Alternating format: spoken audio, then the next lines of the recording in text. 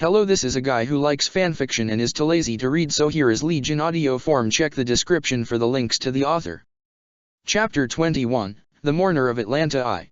Valerie grinned as soon as the ground for the fair came to sight, and her heart swelled up as soon as she saw the leaves and flowers heading towards the festival, effectively confirming her suspicion that the scavenger of life is indeed there. Here it comes, she said as she activated a spell and released a dark purple energy beam towards the direction of the scavenger of life.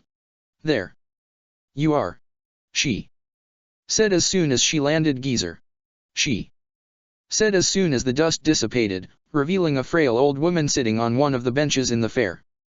The old woman stand up as graceful as a queen with her head held up high. Should I use it? She asked as she looked sideways. Not yet, the old woman thought. What? Valerie asked mockingly. Scared, old geezer? Valerie asked as several magic circle appeared behind her, one bearing the symbol for Agartha. My, this quite troublesome, the old woman said. I was hoping to avoid such conflict, but if you want a warm-up then I shall give you one, my dear, she said as the winds and the leaves and flowers twirl around her. What pretty magic, geezer, Valerie said with a soft grin. So, what? She asked, tilting her head to the side in mock confusion as a bloodthirsty smile appeared on her face. It won't protect you, she said as the magic circle fired several blade-like dark energy towards the old woman. How'd ya like that? She asked. I say, the old woman said from behind her. You are still a brute as I know you, little Helen, the old woman said. Valerie swung her clawed hand towards the old woman only for her to disappear and the scene around them dissipated. I see that you are still at your tricks again, she said as she turned to the old woman still sitting on the same bench behind her. Tricks is a vital part of a strategy, the old woman said as she stand up, and an illusion is a good tool as any when it comes to strategy, she said. And what strategy is that? Valerie asked with a smile. Stalling your demise, she asked. Oh, the old woman said with a mysterious smile. I was stalling indeed, she said, but, she said as she let loose the leaves and flowers up in the air again, and this time, great enough to cover the whole perimeter of the fair, like a stained glass ceiling above them. Oh, Valerie said with manic smile, another one of your pretty spell, she asked. How lovely, she said as she raised her hand and a magic circle appeared above their head. How pathetic, she screamed as countless balls of sharp dark energies rain upon them. As soon as the spell activated, something suddenly crashed through the glass ceiling like spell above them, effectively destroying the glass structure, raining colorful fragments around them. The fragments of those colorful crystals become a shield of sort for the scavenger of life and whatever it is that crashed through the spell. What the? Valerie muttered as dust obscured her vision before she felt a powerful presence before her.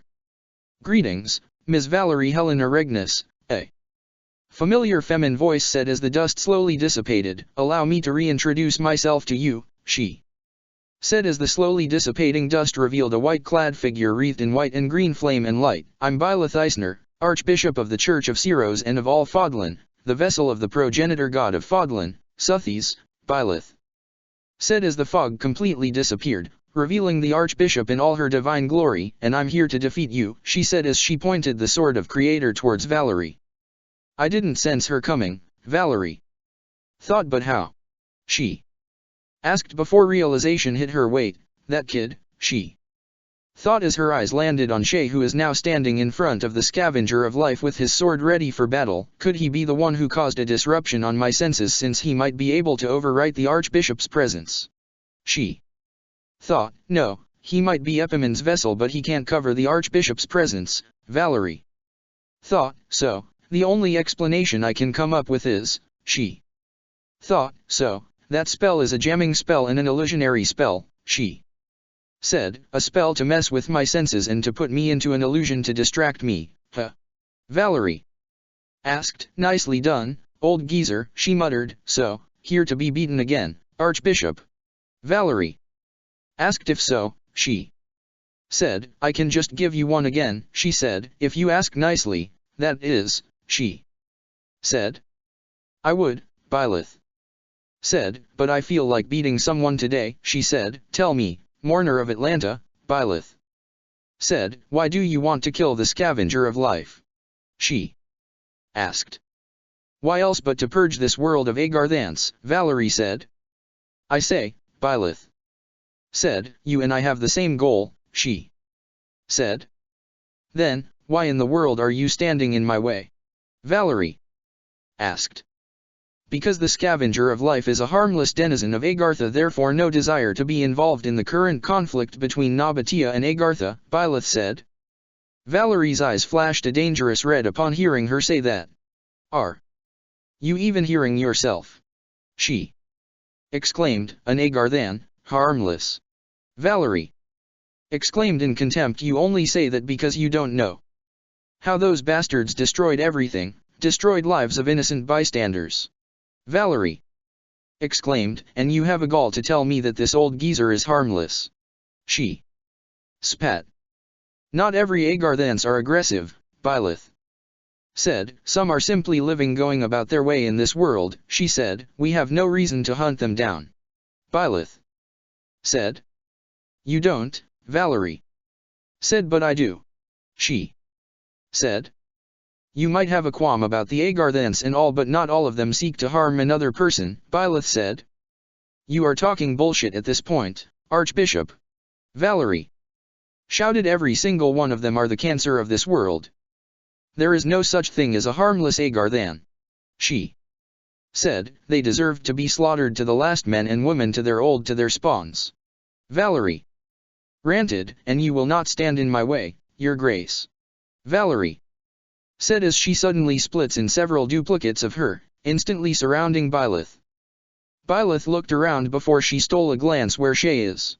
He's here, she thought as her mind cleared and her heart is at ease upon seeing Shay's determined eyes, knowing just that is enough for me, she said before she turned towards the mourner of Atlanta. This time, Byleth thought, everything will be alright, she thought, closing her eyes and listening closely to the rhythm of the life forces inside each duplicate and trying to pinpoint the heartbeat among them with her newly improved sense of hearing. I ought to get used to this enhanced senses of mine, she thought. My Nabatean blood must have awakened when the crest stone inside me was broken and Suthies and me become a separate beings. Byleth thought. Either way, she thought as she finally picked up the faint beating of a heart inside one of the duplicates.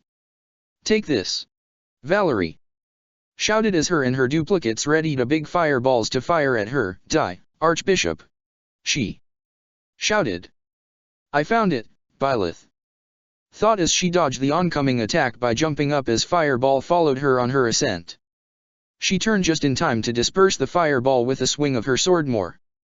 I need more power, she thought as the sword of Creator became enveloped by the combination of white flames and green light, and she swung her blade, releasing a neat line of blades made of white fire, a reminiscent of Shay's own purple wind blades.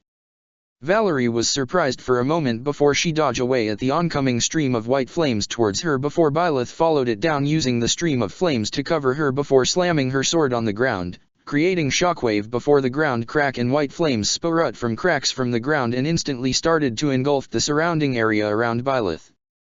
Valerie was caught off guard by that surprise attack and barely managed to avoid being engulfed by the pure white flames of the vessel of the progenitor god of Fodlan, but not without totally annihilating the duplicates around her. Just who is this I'm fighting? She thought as she recreate the copies when she felt the wind pick up and send it towards Byleth. Byleth swung the sword of Creator once again and letting the sword assumed its whipped form before she spun the chain around in a rapid speed, effectively dissolving the wind copies with the sword's hot whirlpool before she swung the sword back. Enough of this and fight me head on, mourner of Atlanta, she said as she swung the sword back towards Valerie's direction. Valerie managed to dodge the blade of the sword as she hastily chanted a spell. Don't get so cocky, she said as she unleashed a barrage of energy like blades towards Byleth. Byleth managed to jump away from that attack. Up here, Valerie said as she appeared above Byleth with her hand transformed into a claw and ready to tear itself on her flesh. Byleth merely smiled as the claw made contact with her, but instead of a stream of blood raining upon the ground below, her body was enveloped by a green light before she combusted into flames which surrounded Valerie before it transformed into several duplicates of Byleth. "When did you?" Valerie exclaimed. "Shouldn't you be focusing on more important stuff?" Byleth asked from below, a small flame hovering in front of her pointer finger as the fire grew and released a stream of white flames towards Valerie, effectively engulfing her. Valerie fell down on the ground with a loud crunch. "I have to do something," she thought as she looked around to find somewhere she can transport herself and the scavenger of life and away from the Archbishop there. She thought as her eyes landed on one of the largest towers in one of Erebos' stronghold. "Well," she said as dark fog and purple light started to engulf her and the scavenger of life. "Oh no, you don't," Shay said as he intercepted the spell. "You are not taking us anywhere near that tower," he said as they warped into the topmost floor of a cathedral in the outskirt of town. "You," Valerie said as she catch her breath as she landed on the stone-cold floor of the cathedral-damned geezer. Valerie muttered as she straightened up. "So, have you conceded to my orders?" Byleth asked, "or will you continue to keep fighting me?" She asked, pointing the flaming sword of Creator towards Valerie. "Bitch," Valerie said. "Just who do you think you are?" She asked. "Nobody but the Archbishop that is keen on helping King Dimitri maintain a peaceful Fodlan and to keep him away from all conflict involving both Agartha and Nabatea," she said. "And in order to do that, you are to kill those belonging to Agartha," Valerie said. "So, what is the point of fighting me when we have the same goal?" She exclaimed, outraged and confused as to why the Archbishop is interfering with her mission when their own goals lined with each other. "True," Byleth said, "but unlike you, I don't kill just about anybody," she said. "I kill those who are to be killed, spare those who are to be spared," she said. "I don't do it to satisfy my bloodlust or any personal feelings I have like you are doing," Byleth said. "Don't you dare talk as if you know me, bitch," Valerie growled. "You don't know how much those bastards stole from me and how they ruined my life," she said. "To be honest," Byleth said, "I don't really bother to care," she said. "I'm just here to fulfill what is expected of me," Byleth said. "Nothing more, nothing less," she said. "You are just in my way," she said. Valerie almost attacked in blind rage. "Don't lose your mind," she thought. Nothing to change in her aside from her mental focus, she thought as she observed the Archbishop. But what is causing for her to change?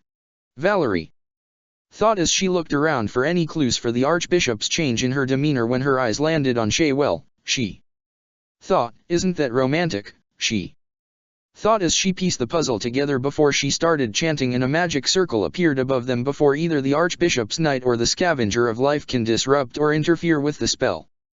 The magic circle covers the entire perimeter of the chapel before it releases a barrage of dark purple energies around them. "Now, watch in despair as you watch your beloved knight die before your very eyes," Valerie said before the dust dissipated, revealing an unscathed Shay and scavenger of life. "What?"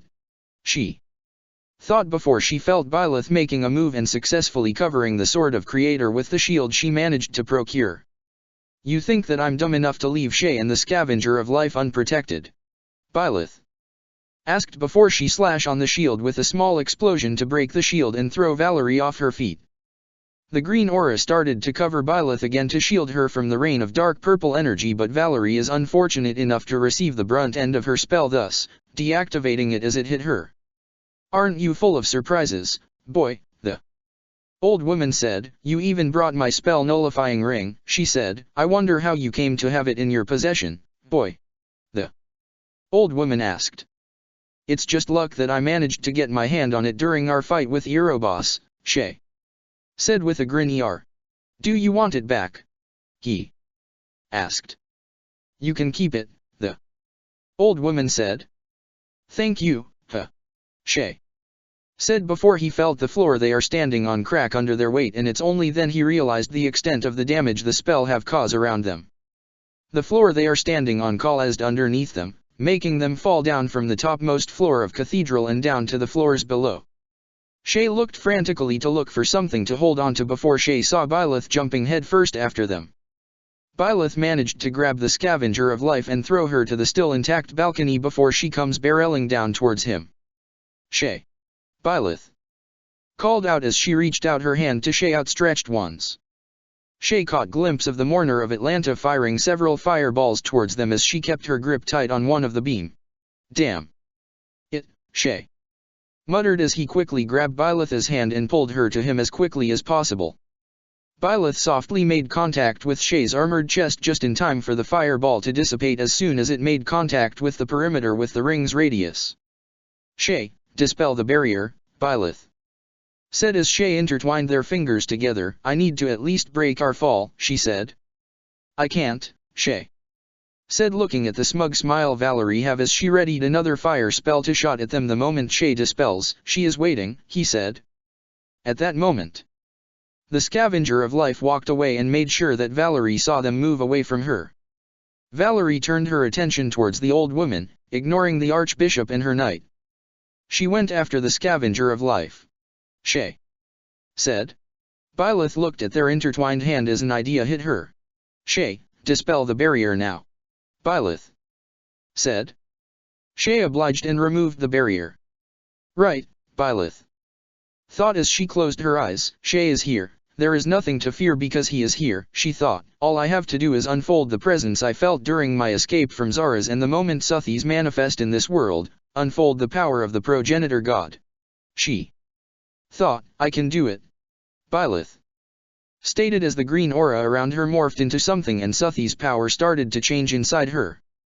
Shay stared in a wide-eyed amazement and reverence as Byleth's hair and eyes started to turn back into its seafoam color that seems to glow in a divine light as the green aura around her morphed into a white cloak made of white lights that seems to wrap her in its protective warmth while a scarf-like silky cloth made of green light hover around her in an arch while a white wings sprouted around on her back, spreading itself and showing the divine and pure white fiery glory, while a tiara-like ornament that seems to be reminiscent of the tiny headwear she usually wear whenever she wasn't wearing her archbishop crown on her head. The goddess, Shay thought as white feather made with fire rain around them, and we are still falling, he exclaimed, and rapidly too, he added as Byleth hastened their descent. Quit your screeching, twerp, Suthis said. She have it under control, she said as they Byleth glide towards a wall and use the wall as a way to boost them up and help her gain altitude. Shay let out a muffled shout as he tightened his hold on Byleth's hand. Shay. Byleth called out urgently as they keep getting higher. Yes. Shay asked. Hold on to me now, Byleth said. What? Shay asked. I can't control it yet while I'm swinging a sword in hand while holding you on the other, Byleth said. Got it, Shay said as he adjusted himself to move himself to holding onto Byleth's waist instead of her hand. And where do you think you are going, geezer? Valerie asked as she fired a warning shot towards the scavenger of life. This ends here dash, she said before something comes barreling up and cuts on her side, making her fall down. As her gaze shifted to skyward, she saw the archbishop and her knight hovering overhead, just like last time, again, just like last time, she thought as she continued to fall while she wondered about her life as she gazed upon the goddess vessel hovering above her. Chapter 22, The Mourner of Atlanta 2. As her back hit the solid and cold marble floor of the cathedral, her mind started to go back to the time when House Regnus is still in its glorious days. She let out a sigh of contentment as she admired the blue and pristine sky of a lukewarm afternoon of northern Agartha while she enjoyed a fresh cup of afternoon tea. She have to ask one of the servants if they know if they can procure this tea once more. It was always a pleasant temperature around this time of year, and what is more pleasant is that peace have prevailed among them, both with their neighbors from Nabatea and from the people of the north. Suthis of Nabatea and their own diplomat and great general, Epimens, is the ones responsible for the peace and trade treaty with the tribes of the north, and thanks to that, the denizens of Nabatea and Agartha have enjoyed the benefits of tasting the exotic and exquisite goods their neighbors from the north have offered. Now, little Siros have been coming along with her mother and Epimens in their quest to make a trade agreement with the people in Dusker. She hoped that they can make an agreement. Things were going good for a good century until Lady Suthis seemed to have sustained a very grave wound during the battle with the Amirans. One of her servants said, "Oh, our great and merciful Zaras," she said as she holds her hand over her heart. Is she okay? She asked. Lady Sotheis is still in a critical condition and Lord Epimans and all of his finest healer is doing what he can to be able to save Lady Sotheis, the servant said. Then, I shall ask for our Lord's Aras for her recovery, she said. Lady Sotheis is a talented and great woman and all of Adrestia will be devastated if we lost her, she said, but no one will be more devastated than little Siros if she lose her mother, she said. That is correct, milady, the servant said. I don't think the little lady will be able to handle losing another parent, they said with regret in their voice. Not after we have lost Lord Anu, such a dark time for little Lady Siros, the servant said. Nobody knows that because of Sotheis' injuries during the first Almiran invasion of Fodlan, Epimans would be pushed to the edge. Nobody knows that one event is all it took for something to snap and then. What do you mean we are entering a war with Nabatea? She exclaimed. But why? She asked, not comprehending the news she just received. Lord Epimans have made a contract with Lord Zaras in the purpose of making a peaceful and just world where war will never happen, the servant said. By killing more? She asked. I don't know any more, milady, the servant said. We better make a shelter for those who are fleeing the war. She said. Send messages to both Lord Epimans and Lady Sotheis and say that we are neutral and won't be taking sides. Those who seek shelter from the oncoming war, either Nabatean or Agarthan, will be welcomed, she said. As you wish, milady, the servant said.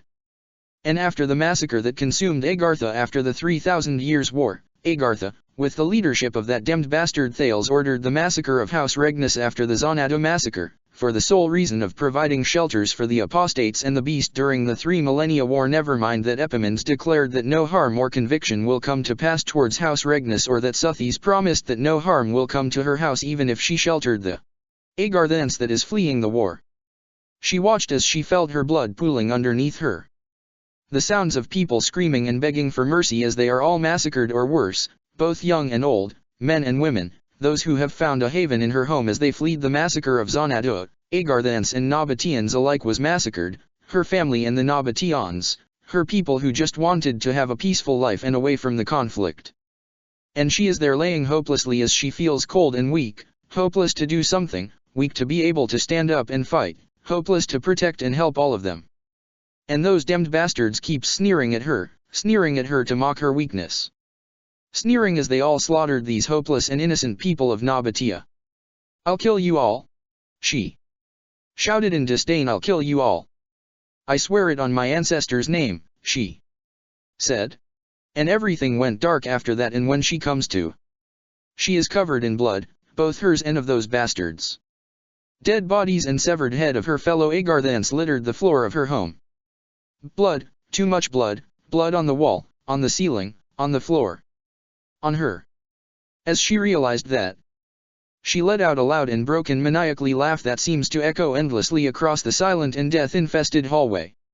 I'll make you all pay, she said, still laughing maniacally as she comes upon the corpse of a Nabatean child, mangled and defiled by those bastards, took her bones. She can't even fathom the pain this child went through before they killed her. I'll kill you all, she said in rage as she saw the bodies of her families and servants. All are protecting the Nabatean refugees until the very end. I won't stop until I shred you all to pieces, from your young to your old, to your men and women. I won't stop until I wiped you all from the face of this earth.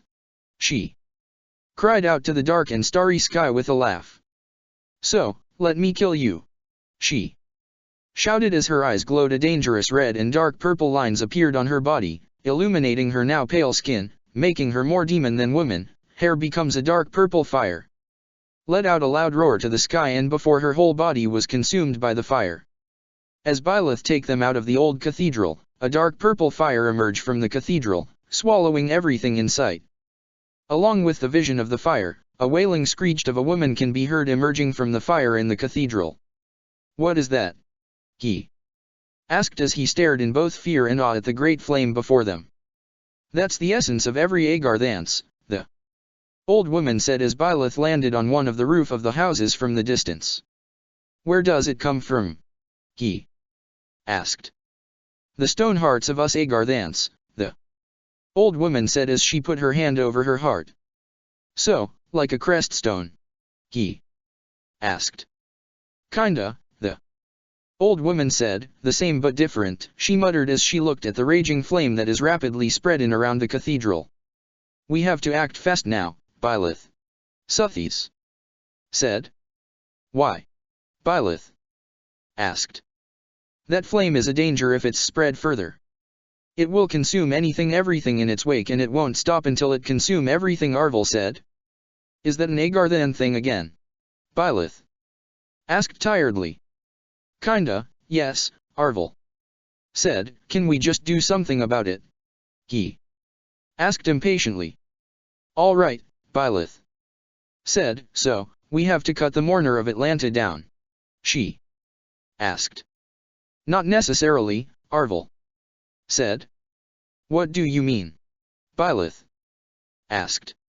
All you have to do is wake her up from her slumber by knocking her unconscious again, Arvel said. Beat the crap of her, Byleth said, nodding. Got it, she said. Oh, you better hurry, the old woman said. Both Byleth and him looked at the old woman quizzically. Every citizen within 40 radius of the cathedral will hear this, the old woman said, and that wail might have caused some disturbance with the senses of every people within her reach and might create a panic among the mass, and that is also dangerous, the old woman pointed out. Where did she go? Raphael asked as him and Ignatz navigate throughout the empty streets of the ghost town.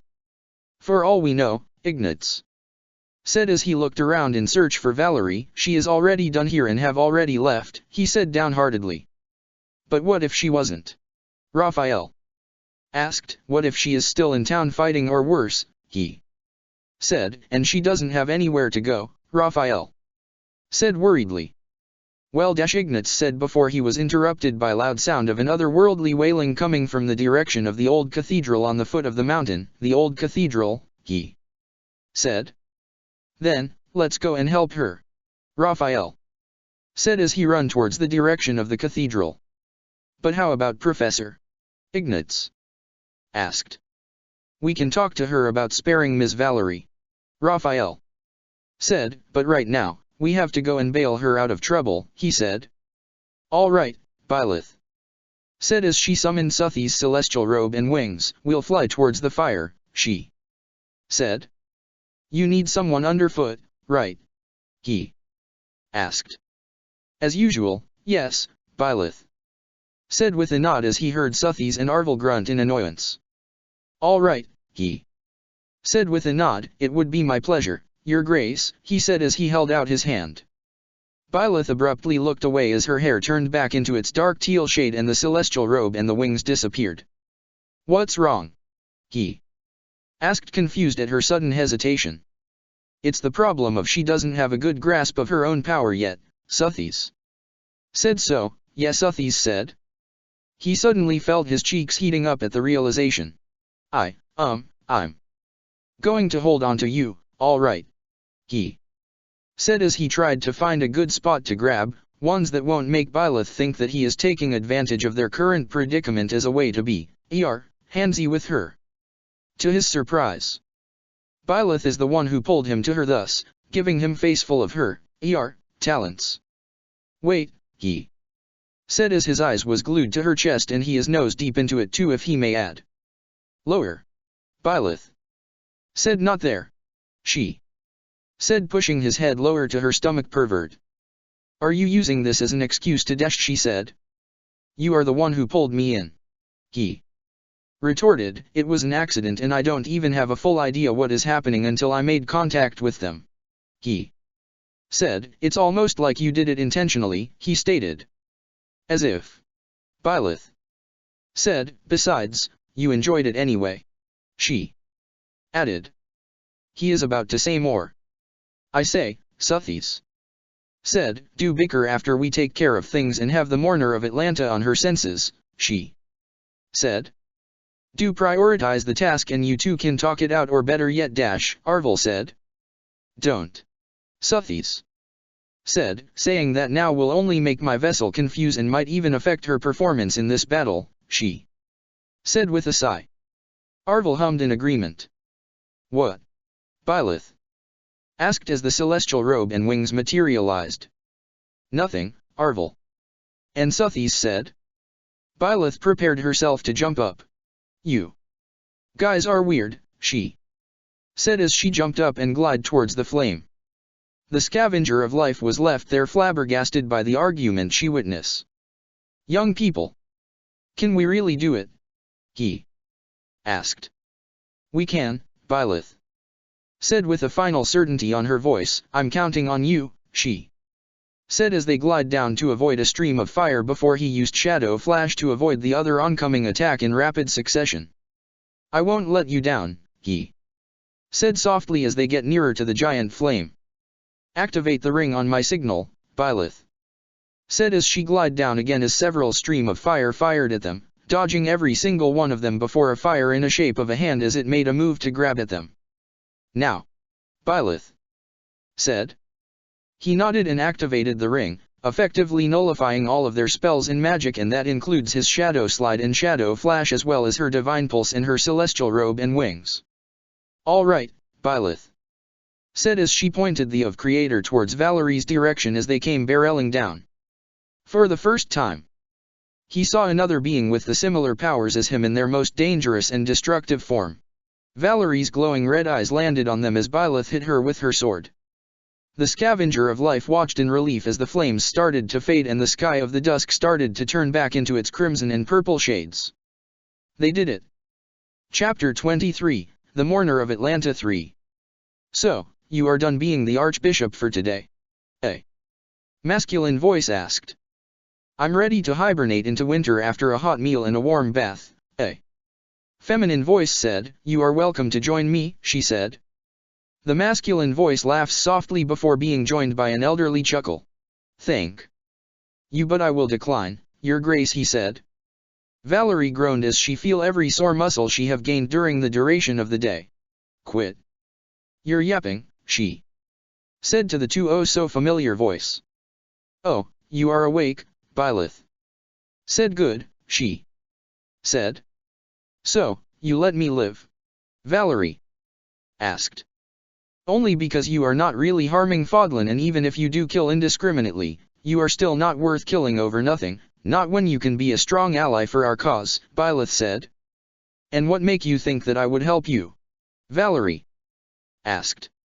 Oh, I wasn't, Byleth said, merely giving you a choice, she said with a shrug. You can do whatever it is you want, but if you ever disturb the peace of Fodlan and started killing indiscriminately again, Byleth said warningly. I know, Valerie said. You'll kill me for sure this time, she said.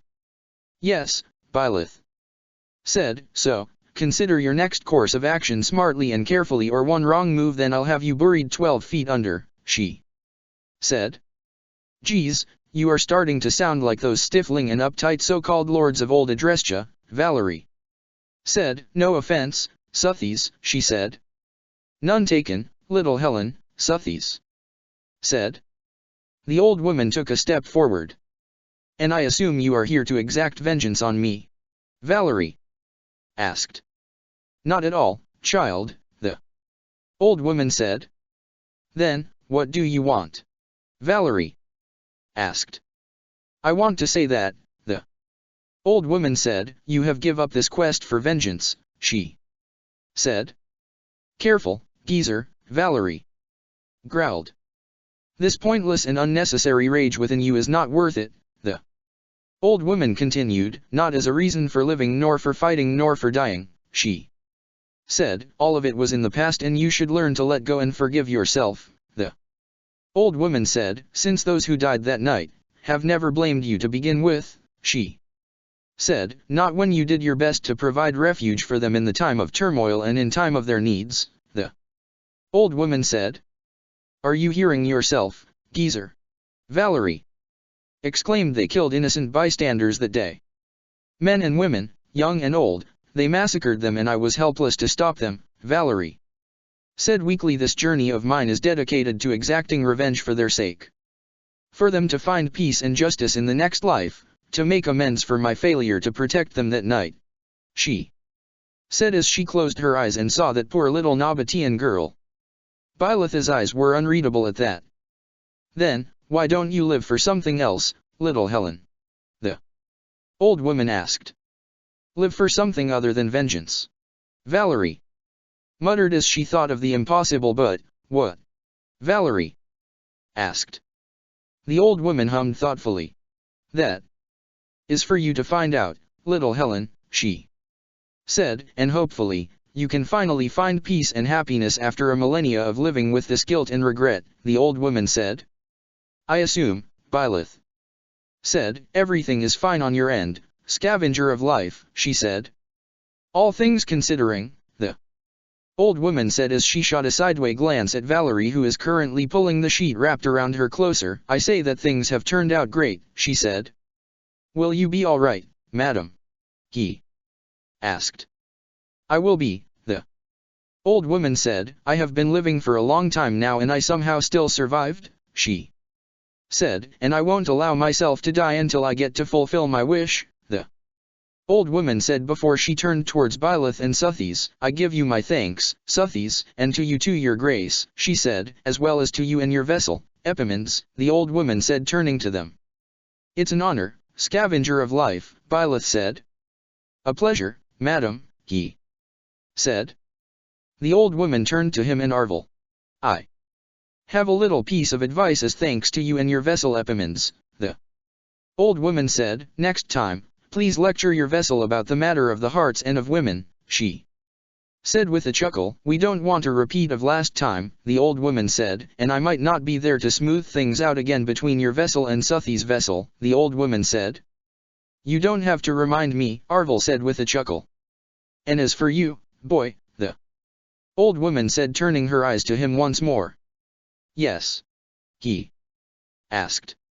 If her grace have been feeling unease because you are a brickhead and she is as adept in the subject of love as a block of brick is, the old woman said, taking a side glance towards Byleth, who have her head tilt in confusion, just whisper sweet nothing in her ears, embrace her, and give her a kiss, she said.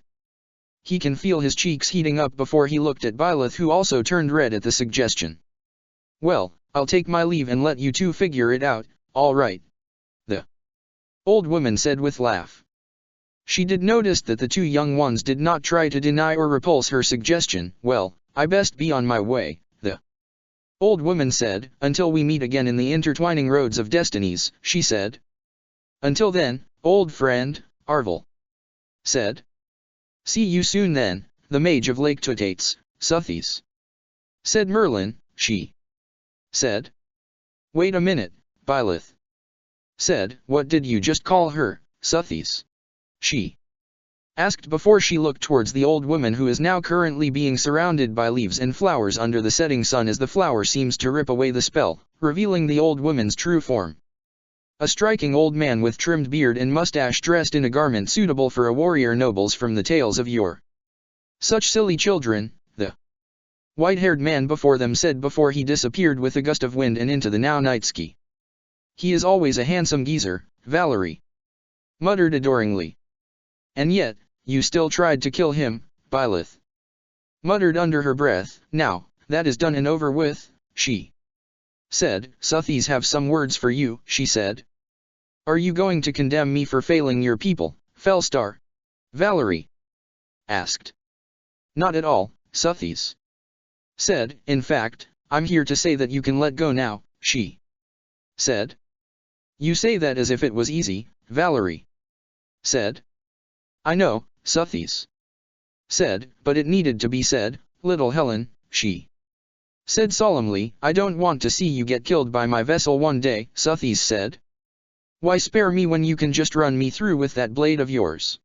Valerie asked. I owe you that much for helping my people and trying your best to save them, Suthies said. So, consider this as a favor from the goddess, mourner of Atlanta, Byleth said. So, I won't condemn you for now, she said. What happened to protecting the peace of Fodlan? Valerie asked with a sneer. Like I told you, Byleth said, my mission is to ensure a peaceful Fodlan for Dimitri, and in order to do that, I won't kill anyone indiscriminately, she said, killing just because I feel like killing someone will lose the trust people have with me and in turn will force Dmitri to turn the church away, and we all know how that will went. And then, Byleth said, I kill those to be killed and spare those to be spared. She said, that is my duty as Archbishop, Byleth said. He let out a soft chuckle. What? Byleth asked, turning to him. It sounds simple, he said with a soft smile to her. Your duty as Archbishop, I mean, he said. It is, Byleth said with a smile. He laughed softly at her response. Valerie can only stare in wonder as she watched the interaction between Epiman's vessel and Suthi's vessel. They seemed too friendly with one another to be just the Archbishop and her knight. It wasn't a bad thing to see, a Nabatean and an Agarthan getting along with each other just like all those millennia ago. It's such a bittersweet sight. Lay on a bed made of feather and then left with a bed made of straws, Valerie softly sung. A naughty girl exchange a life of luxury for a life of strife, she said before breaking down into a hum as she looked at the skyline of the empty town at the foot of Gareg Mach, alone and no one to turn to as usual now, she muttered as she watched the night sky glitter with millions of diamonds. What? She muttered before she can even form another line of thought. Ms. Regnus. Ignatz called out. Where did you go? Raphael shouted to the air. At that, all she can think about is she finally found her home. And that made tears run down her cheeks as a warm feelings washed over heart. Raphael and Ignatz went inside the dark inn with an equally dark expression on their faces before. Welcome back, you two, Valerie said as she lifted her head from the table. This startled both Ignatz and Raphael, but nevertheless they smiled to each other upon hearing Valerie's voice. 3 days have passed since the fight with Valerie. Everything went back to normal with Alois going harder on him during his training and his colleagues still teasing him about Byleth, but everything is good. He slumped down on the grassy floor near the pond outside of Gareg Mach and admired the blue sky of Garland Moon. He closed his eyes. A well-deserved rest after a day of patrolling the perimeter of the monastery. Mother, he called out to the woman sitting in a rocking chair on the porch of their little cottage, knitting as she usually do. What it is, my little Shay? The kindly woman asked with a soft smile on her beautiful and kind face. I made you something, he said happily as he showed her a clumsily crafted flower crown to the woman he called his mother. The smile on the woman grows even more. It looks lovely, my sweet grape, the woman said as her smile grows even more beautiful as she cast her knitting tools aside and stands up.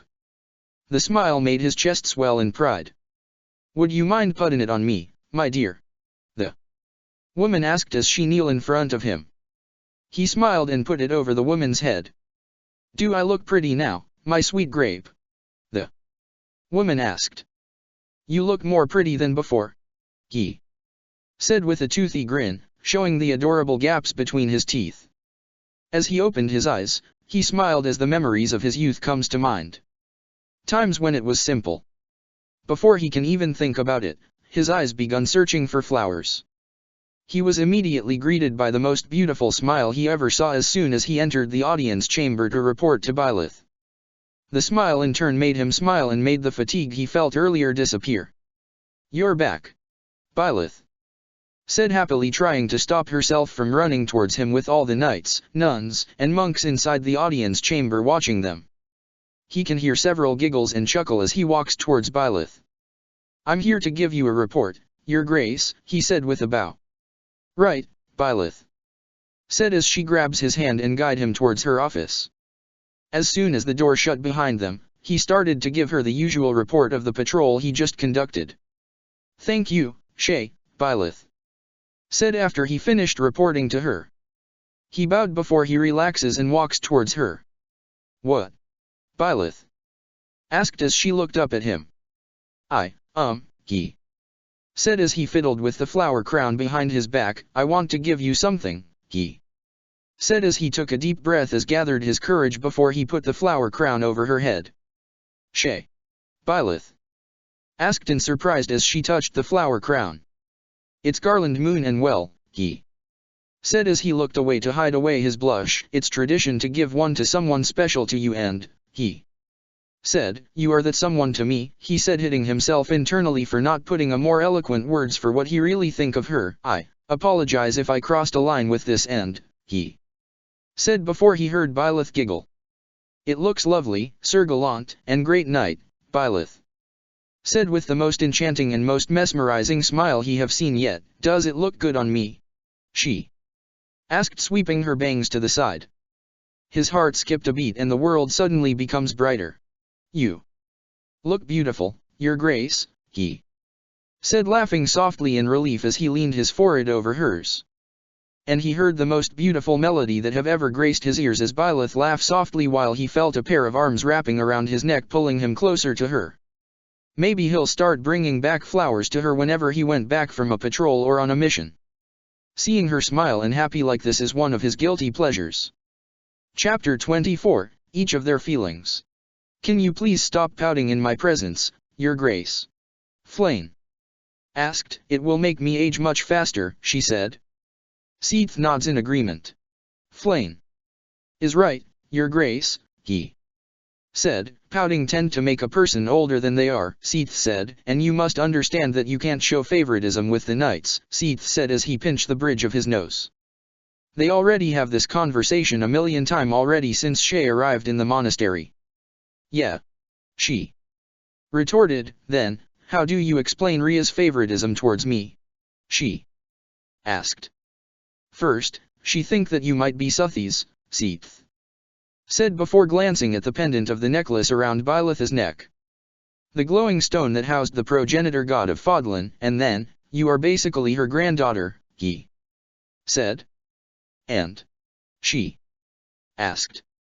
"Sir Shay is a stranger of sort and well," Seath said, hesitating about the rumors spreading around the monastery and towns below it. "I'm aware of the rumors," Seath, Byleth said. "Then, why aren't you putting a stop to it?" Flame asked.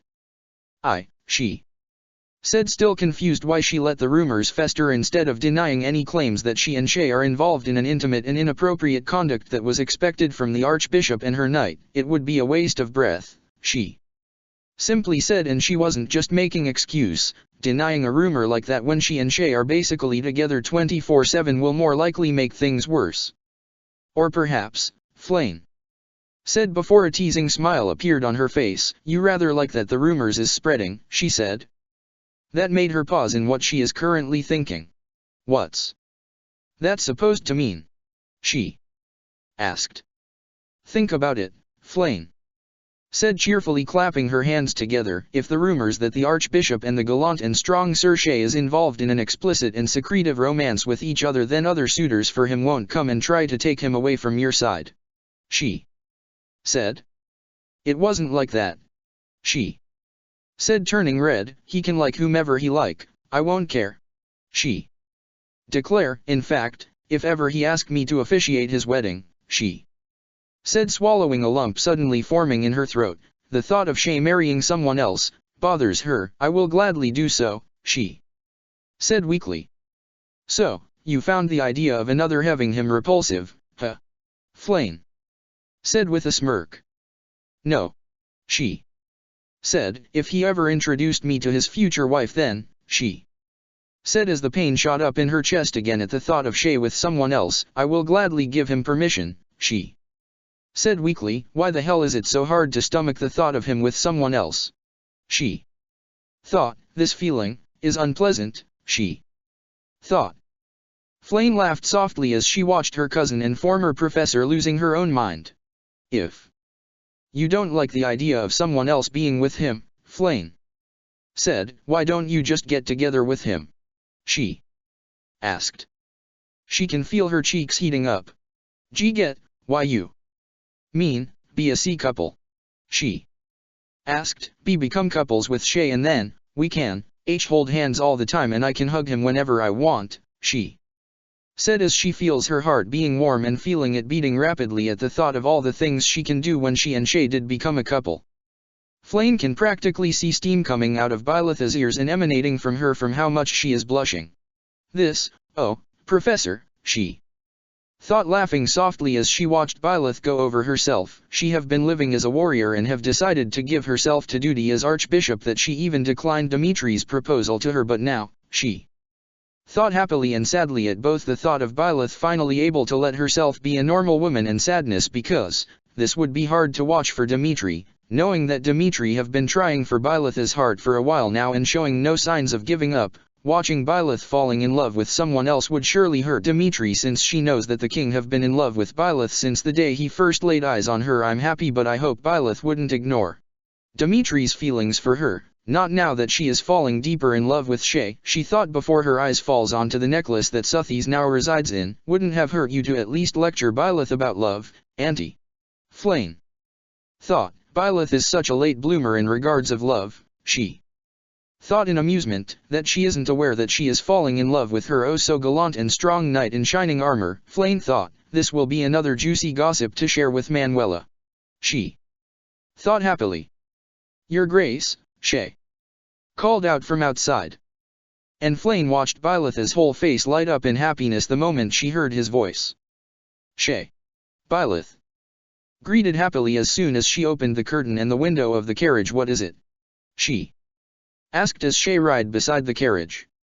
Here, Shay said as he showed her a blue and red flowers. I thought you would like them, Shay said with a soft smile on his face. Byleth's smile is indescribably beautiful as she took the flowers from Shay before she uttered a soft and happy thank you to Shay, who is turning a little red and looking and smiling at Byleth lovingly and adoringly. And he is also a late bloomer when it comes to love and is oblivious by the display of biased and very obvious affection Byleth is showering him every single day. Flame thought blankly, looking at the two with blank eyes. Goddess and Holy Ceros, help us all, she thought. Seath already looked out the window at this point. Breathing is fun, and watching your archbishop be love-struck with Shay is not, Seath thought blankly. Heavens knows how many times he wanted to just run away and hide inside his and Manuela's chamber along with Manuela, with how much they both received second-handed embarrassment just watching Byleth and Shay together, and this is one of those times. He wished Manuela is here to share his suffering. As soon as he separated from the carriage after giving the flowers, he found the entirety of his fellow knights grinning at him. Some have already looked away to hide away their futile attempt to stop themselves from giggling when looked behind him. What? He asked. Nothing, laddie, Alois said as he rides beside him. So, he said, why are we going to Ferdiad again? He asked. It seems like the king and the margrave have successfully made a peace treaty with the people in Srang, Alois said, and to seal the alliance, Her Grace is required to hold a ceremony as an acknowledgement that the alliance is a gift sent by the goddess, and it helps that the goddess herself have taken a residence inside the necklace that Her Grace is wearing, making sure that the alliance will hold for all times, and it also helps that the leaders of the tribes of Srang have requested to see the archbishop and the goddess too as a condition for their friendship, he said. As I recall, Arvel said. What is it, Sir Arvel? Alois asked. They have taken a liking to Suthies back when we went and proposed a treaty with them, Arvel said. I see, he said.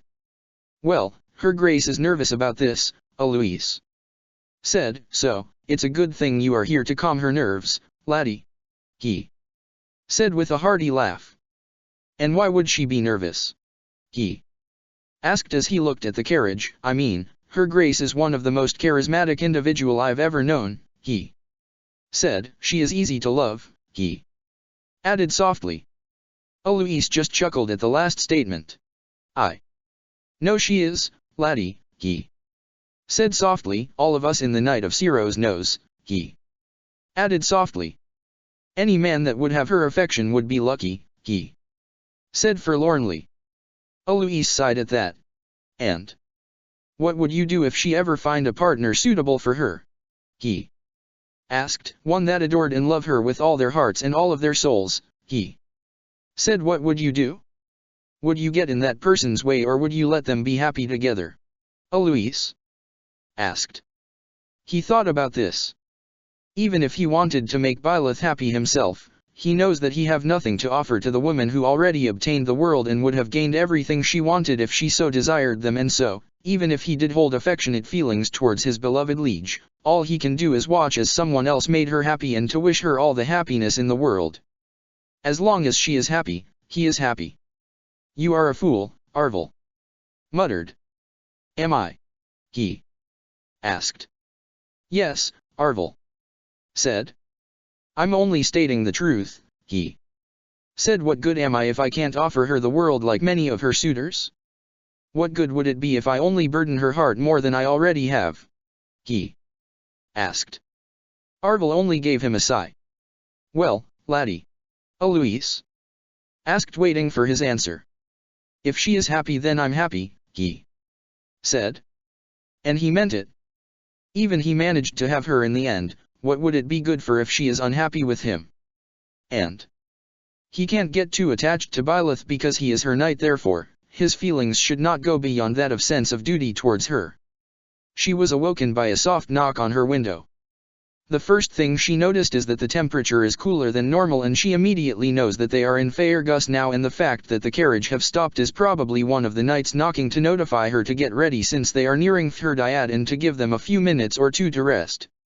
She opened the door of her carriage and she is instantly greeted by the sight of Shay. Good morning, Your Grace, Shay said. And as per usual to her mornings since the day he came to her life, Shay is the first person she would see. Good morning to you too, Shay, she said as she smiled towards him. She have been doing that a lot since the day they met. Did you at least rest? She asked. Yes, Shay said before he let out a yawn. Shay, she said sternly. Don't worry about me, Shay said. I can't rest since we are out in the wilderness and I have to make sure that you are safe and sound, he said.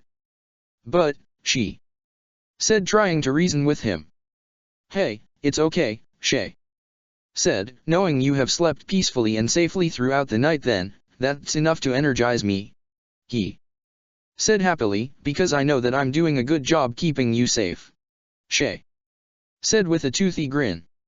She reached out to touch the skin underneath his tired eyes. I appreciate that, but, she said. Shay grabs her hand softly as she caresses the skin underneath his eyes. But, he asked, urging her to continue.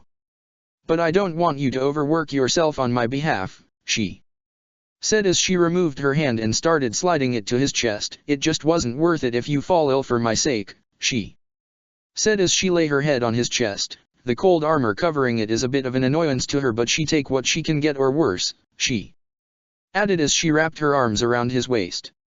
And it wasn't worth a rest if you are not safe, Shay said as he leans his forehead on top of her head. She is a little disappointed that he isn't wrapping her in his embrace though, not that she knows the reason as to why she is. Anyway, Shay said as he pushed her away from him as gently as possible, inciting a disappointed whine from her. You better get ready, he said, looking around. We are nearing Thirdiad and we are going to leave in 10 minutes, Your Grace, he said before he bows and left. Again, she felt that familiar emptiness and loneliness whenever Shay bids her goodbye. She always felt that whenever he left her, either for the night or whenever he left for missions that will take him away from her weeks on ends, though in her opinion, these feelings aren't that bad at all. It just meant that she is finally becoming normal for once. Chapter 25, in Faergus. The Archbishop have arrived, Your Majesty, a tower of a man said before his king. Yes, the king said as he walks towards the balcony to catch a glimpse of the entourage of the Archbishop as they arrived, with thousands of people from all over Fodlan gathering around the palace's gate to welcome or catch a glimpse of their Archbishop. As soon as the carriage door opened, he smiled upon catching a glimpse of dark teal hair of the Archbishop and immediately frowned when a knight with a purple hair took hold of her hand, and when he saw the Archbishop smile, a smile so mesmerizing and so beautiful that he is sure the world stopped for a moment so that it can memorialize the rare sight of her smile, even if it's just for a moment. He expected the smile to turn back into that polite and mechanical smile she usually wore in public, but for some reason it stayed on her lips as she waved towards the adoring public, with her hand holding onto the purple-haired knight as they navigate towards the door of the palace with her entourage of knights and servants following behind her. How are you holding up? She asked to the man standing upright beside her. Freezing, she said, trying not shiver at the cold weather of Fairgus.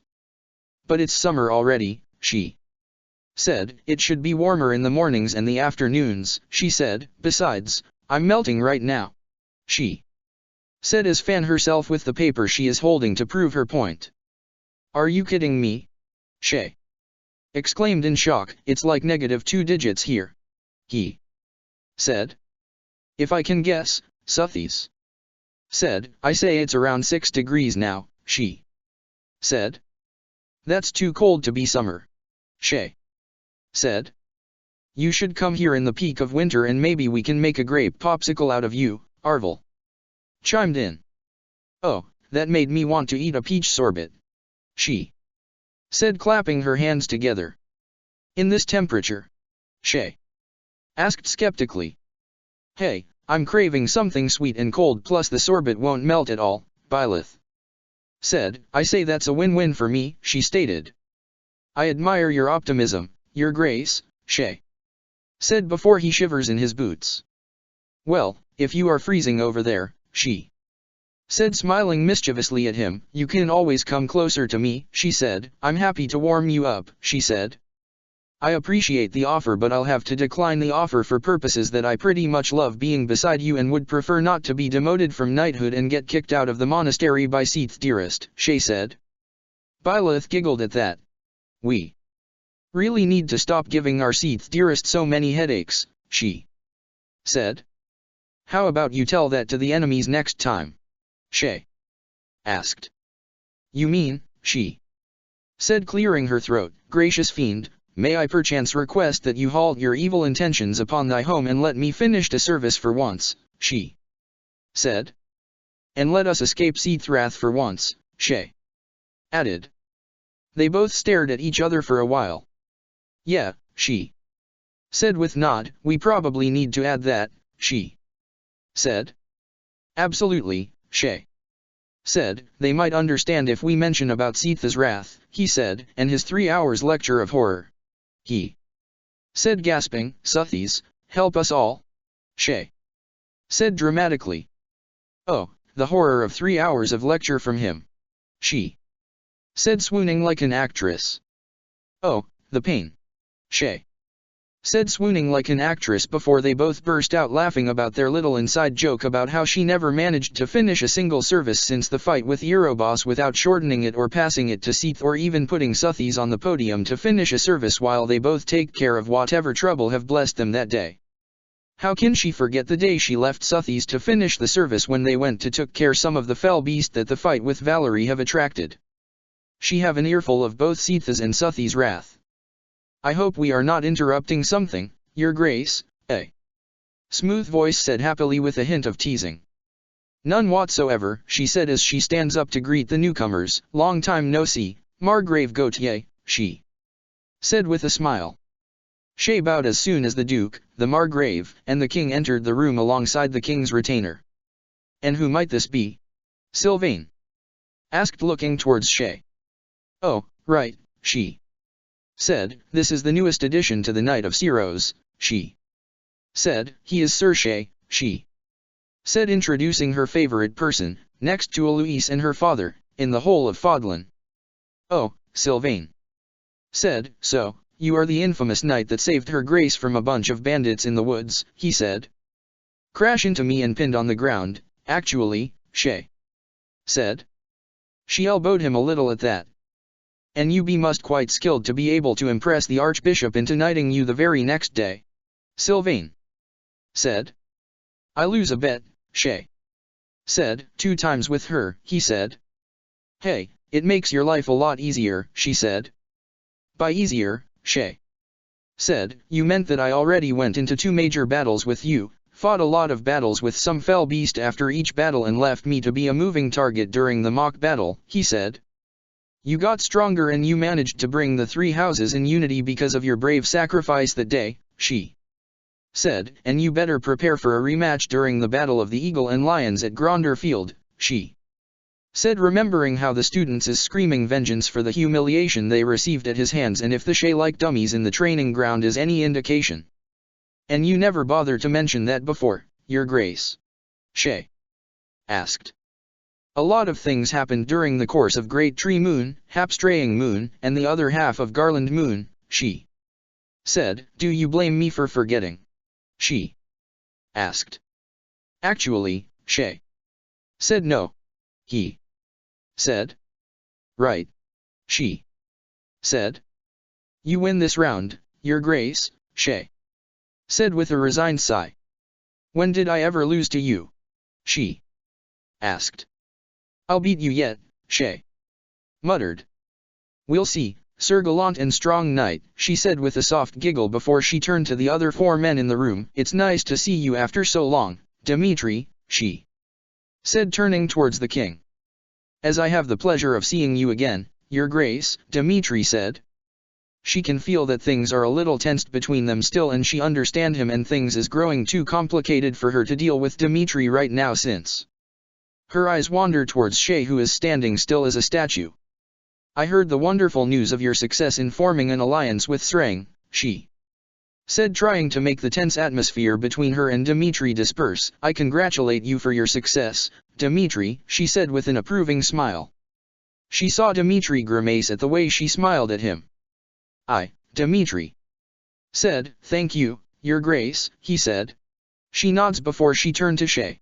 Me and Dimitri will be meeting with the chiefs of Srang in the next hour, she said as Shay looked at her intently. Would you mind helping around the castle? She asked. It would be my pleasure, Your Grace, Shay said with a bow. But don't forget Dash, she said. I know, Shay said. I'm yours after, Your Grace, he said. No worries, Shay said. I have to remind you, she said, you often get carried away and we are not in Garag Mach. No one knows about the knight's particular routines around you, she said. What? Shay asked, dumbfounded. She giggled softly. I'll explain later, she said. Didu, she said. Yes, Your Grace. Didu asked. Watch over him for me, she said. As you wish, Didu said. Shay bowed to her. Good luck, he said. She simply smiled at him before she turned her attention to Dimitri. Shall we? She asked. We shall, Dimitri said as he offered his arm to her. She hesitated a bit before she took it. Something about holding someone else's hand other than Shay's hand feels off to her. He seems strong, Dimitri said. He is indeed, she said proudly. Dimitri didn't say anything as they walked through the stoned hallway of Castle Fhurdyad. But that doesn't mean you can just appoint anyone as your knight out of nowhere, he said. Did Seath knows that you are planning on appointing him? Dimitri asked. I talked to him before I appoint him, she said. It took some time before I can convince him, but in the end he agreed to let me appoint Shay as my knight, she said. Did he disappoint you so far? Dimitri asked. He hasn't, she said. Not one bit, she said softly. He have been by my side since the day we met, and he have proven to be a trustworthy companion and friend so far, she said happily. I see, Dimitri said as they neared the door. I hope you and him can get along, Dimitri, she said. Shay is, she said, trying to find the right word to describe what Shay to her at the moment. Shay is a very precious friend to me, she said, even if she did loathe to think that she only a friend to Shay, but it's better than nothing, and a valuable member of the Knight of Siros, she added. Dimitri hummed in response as the royal knights opened the door for them. He knocked the heavily armored kingdom knight on the ground before he went back to his rest position and out away the wooden sword as a sign of amnesty to his opponent. I guess Professor really made a good choice of knighting you, Margrave, Gautier said as the red-headed Margrave stood upright from the wall he is leaning on. It wasn't that great, my lord, he said, bowing in acknowledgement towards the Margrave. He doesn't want to make any slight with the man lest he get demoted from the ranks of the knights and be separated from Byleth's side, and that's something he doesn't want, Not now that he knows that he have a reason to live for and a person he can call his home. Funny. The last he thought that is when his stepmother is alive, and that was at least a decade ago when he was a child. Then again, he never come across anyone as likable and lovable as Byleth. Maybe it wasn't weird that he thought Byleth as such. Don't play coy, Duke. Frildorius said with a shake of his head. That is one of the most unusual form I've ever seen. He said, and you managed to beat 5 fully armed knights in record times, he said. If that's the case, then allow me to express my deepest gratitude for gracing me with praises, Your Excellency, he said. You can pay your gratitude by having a duel with me, Duke. Frildorius said. Again, Felix, the Margrave said, if you want to make friends, all you have to do is be nice and chat with them all the time, he said. It doesn't need involve drawing a sword all the time, the Margrave said. Shut your mouth, Sylvain, the Duke Frildorius said. I'm only here to test his skills, he said, to make sure our future queen is safe with him, Duke Frildorius said. His heart dropped at that. I didn't know she is engaged to the king, he said, trying to keep any emotions from showing on his face. She wasn't, the Margrave said. Unfortunately, he added before looking at him, observing him from head to foot, and it seems like His Majesty will be fighting a losing battle for her now, the Margrave said. Losing? The Duke Frildorius said with scoff. I say, Her Grace is the one who will be fighting a losing battle, since I know every church official out there is going to try and talk her into a marriage with Dmitri, he said, and would be against her decision if she decided to choose someone lower in station than her, he said. As much as I hated the idea of forcing her hands, Sylvain said, but I want Dmitri to be happy, and Dmitri is the happiest when he is with Her Grace, he said. My point exactly.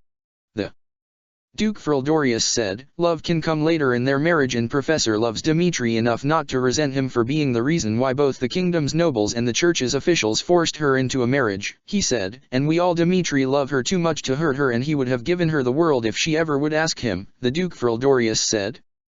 His mind went blank at that. A king adores and loves Byleth with all his heart and soul.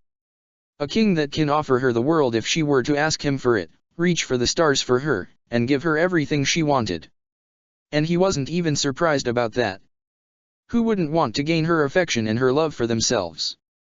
Her, who is the most amazing person he have ever have the honor of meeting and serving.